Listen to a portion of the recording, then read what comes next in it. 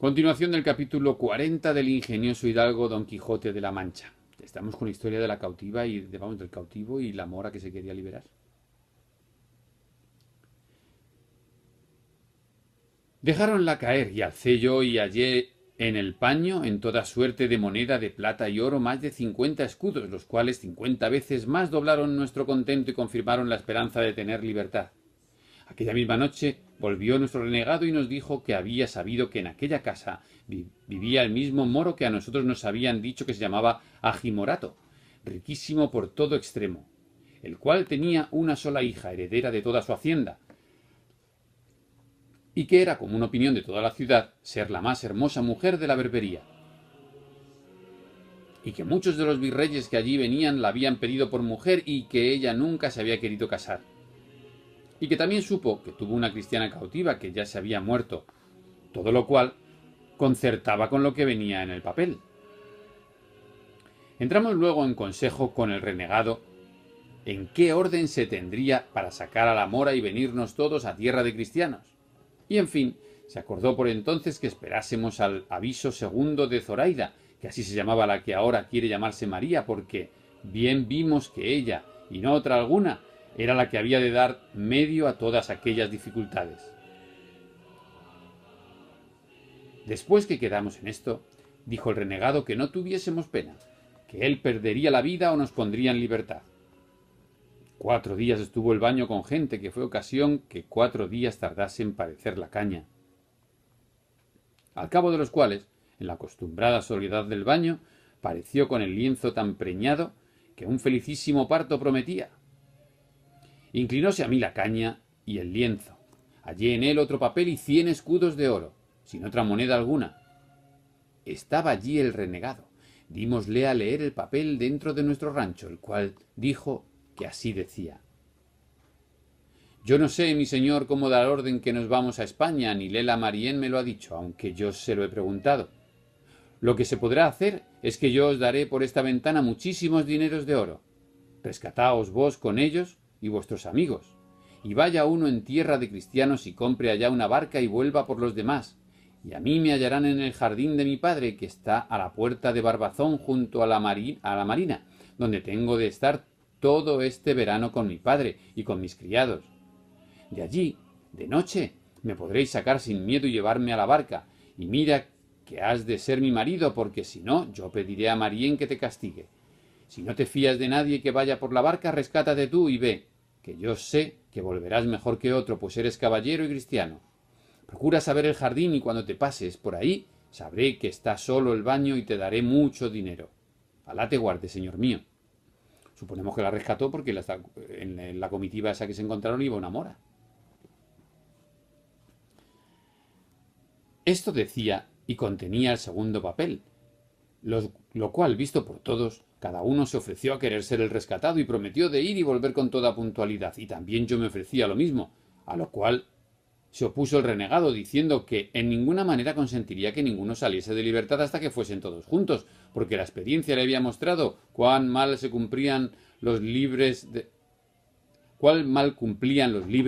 las palabras que daban en el cautiverio, porque muchas veces habían usado de aquel remedio algunos principales cautivos, rescatando a uno que fuese a Valencia o Mallorca con dineros, para poder armar una barca y volver por los que le habían rescatado,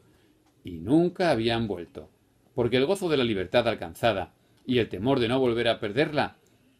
les borraba de la memoria todas las obligaciones del mundo. Y en confirmación de la verdad que nos decía, nos contó brevemente un caso que casi en aquella misma sazón había acaecido a unos caballeros cristianos, el más extraño que jamás sucedió en aquellas partes, donde a cada paso suceden cosas de grande espanto y de admiración. O sea que es que ya nos va a contar la historia de la historia dentro de la historia de la historia. No me extraña que les encantara en el norte de Europa, que estas cosas de moros y tal, pues les sonaría súper exótico, y que Cervantes había vivido, claro, en propias carnes. En efecto, él vino a decir que lo que se podía y debía hacer era que el dinero que se había de dar para rescatar al cristiano, que se le diese a él para comprar allí en Argel una barca, con achaque de hacerse mercader y tratante en Tetuán y en aquella costa, y que siendo él señor de la barca, fácilmente se daría traza para sacarlos del baño y embarcarlos a todos.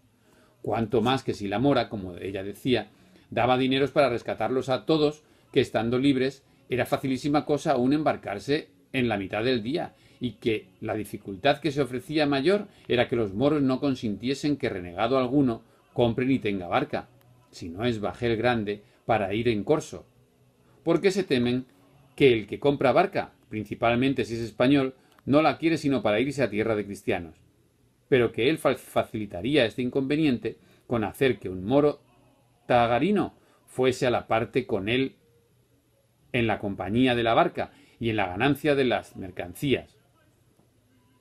Y con esta sombra él vendría a ser señor de la barca, que me daba por acabado todo lo demás.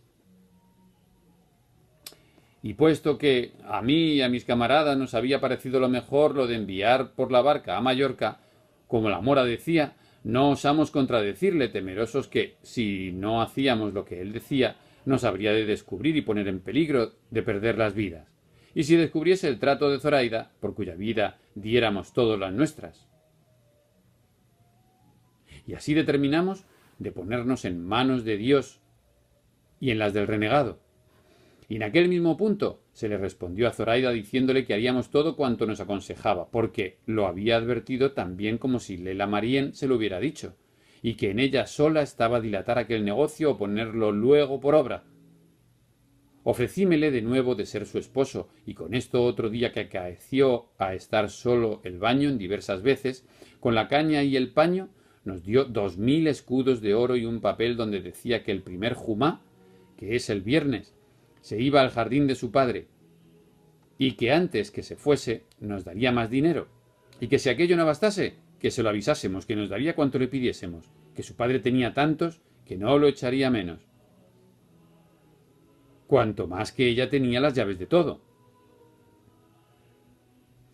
Dimos luego 500 escudos al renegado para comprar la barca. Con 800 me rescaté yo, dando el dinero a un mercader valenciano que a la sazón se hallaba en Argel, el cual me rescató del rey tomándome sobre su palabra, dándola de que con el primer bajel que viniese a Valencia pagaría mi rescate.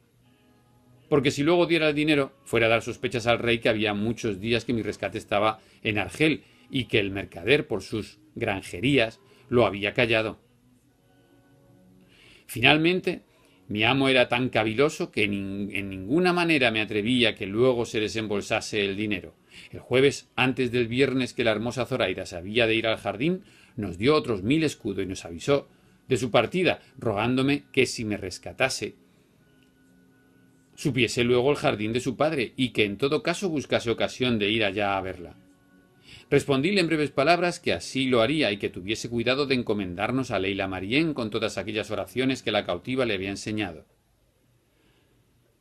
Hecho esto, dieron orden en que los 3 compañeros nuestros se rescatasen, por facilitar la salida del baño,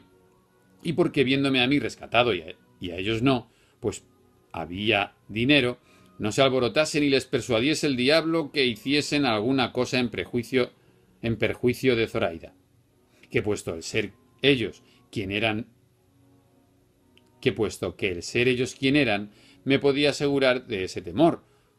Con todo eso, no quise poner el negocio en aventura, y así los hice rescatar por la misma orden que yo me rescaté,